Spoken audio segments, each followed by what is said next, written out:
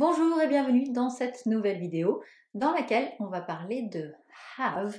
Quelle est la différence entre have, l'auxiliaire, et have, le verbe? Vous vous doutez bien que si je fais cette vidéo, c'est comme d'habitude parce que j'ai constaté que c'est une confusion qui arrive régulièrement dans les conversations que j'ai avec mes clients. Donc j'espère que cette vidéo pourra vous aider et pourra les aider aussi. On voit ça tout de suite.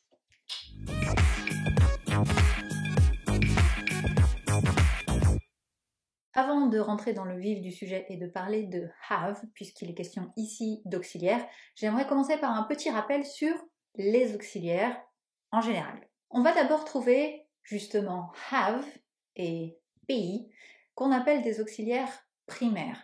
Parce qu'en réalité, ces auxiliaires-là, have et be, n'ont pas de valeur. Ils servent seulement à former certains temps. On a be qui sert à former tous les temps continu, donc le present continuous, past continuous, et have qui sert à former tous les temps parfaits, present perfect, past perfect, et ensuite on peut les combiner un peu.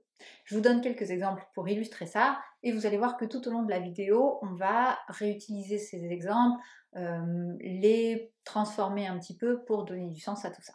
Exemple avec be, qui est donc un auxiliaire pour le present continuous. I'm baking a cake. Très simple, I am baking a cake. Le verbe ici c'est baking. Le I am c'est un auxiliaire.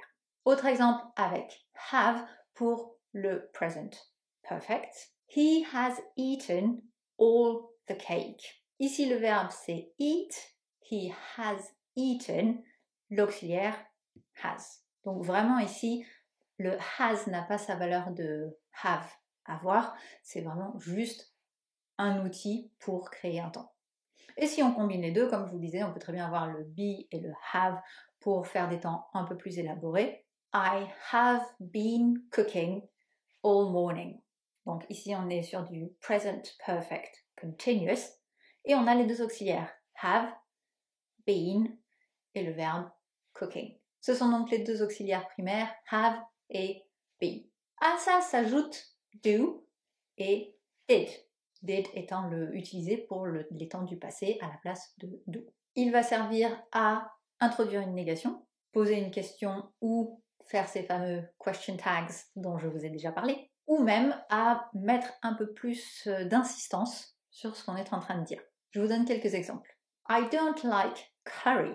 Là, le don't, c'est une négation. I like curry, I don't like curry. Did you see Mark? Did, c'est donc pour introduire une question. Mais le verbe, c'est bien see.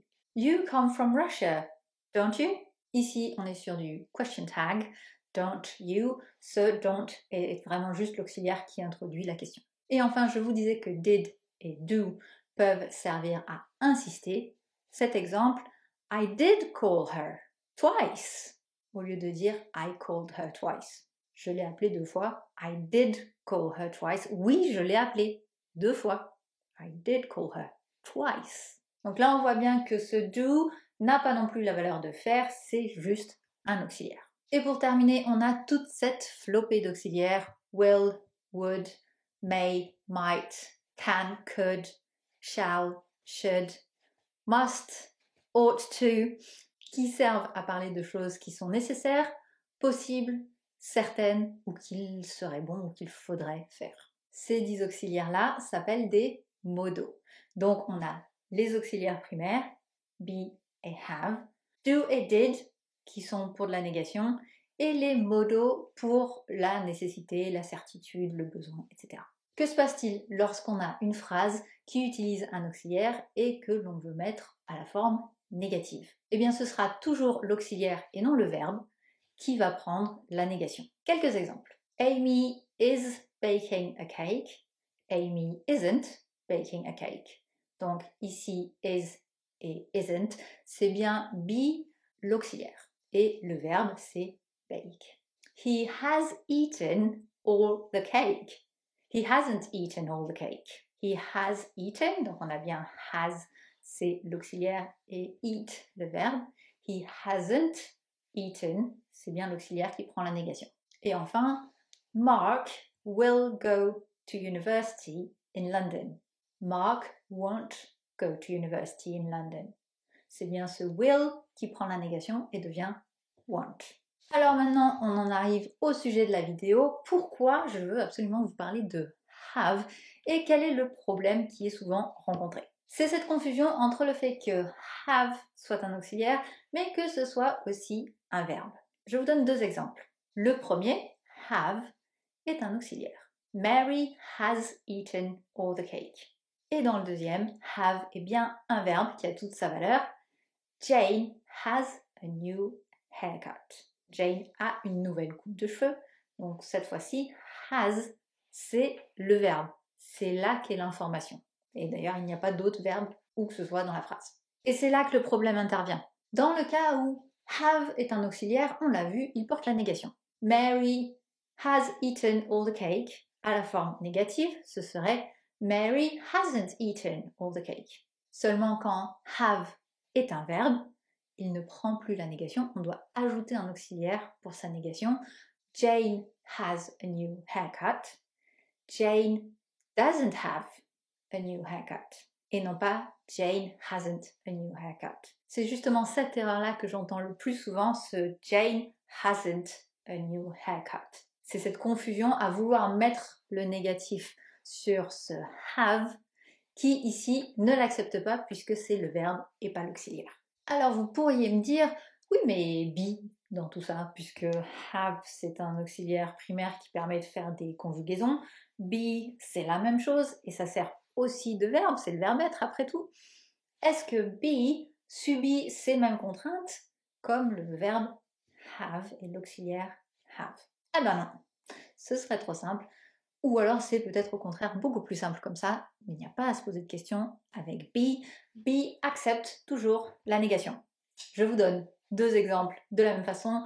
Dans un cas c'est un auxiliaire, dans l'autre cas c'est un verbe, avec la version positive, la version négative, et vous allez voir qu'on n'a pas besoin d'introduire un auxiliaire supplémentaire pour la négation. Amy is baking a cake. On est bien d'accord, on l'a déjà vu, ici ce is, c'est un auxiliaire. On peut donc lui donner une version négative, Amy isn't baking a cake. Seulement voilà, deuxième exemple, be est un verbe, Jack is tall. Clairement, ça n'est pas un auxiliaire, il n'y a pas d'autre verbe dans la phrase, Jack is tall. En négatif, ce sera tout simplement Jack isn't tall. Donc ne vous embêtez pas avec be, ça fait un souci en moins. Par contre, concentrez-vous bien sur have, qui n'a pas le même fonctionnement selon si c'est un auxiliaire ou un verbe. Voilà, j'espère que cette vidéo vous a plu. Si oui, un petit pouce vers le haut, pensez à vous abonner à la chaîne si ce n'est pas déjà fait. Vous pourriez même, pourquoi pas, partager les vidéos qui vous plaisent et les faire connaître à ceux autour de vous qui apprennent l'anglais ou qui ont parfois un peu du mal ou qui font quelques erreurs sans les comprendre. En attendant la prochaine vidéo, je vous invite à aller faire un petit tour dans la description, voir tous les liens que je vous ai mis vers le site langonaute.com où je vous mets pas mal d'outils pour vous aider à améliorer l'anglais. Et je vous invite aussi à rejoindre le groupe Facebook qui s'appelle J'améliore mon anglais avec Séverine Domise et qui a pour but vraiment d'avoir de l'entraide, de vous booster un petit peu quand même aussi, à vous encourager à utiliser l'anglais un peu plus dans des circonstances particulières, comme des petits défis comme ça. Rejoignez le groupe Facebook si ça vous tente et en attendant, je vous dis merci beaucoup et à très bientôt. Salut!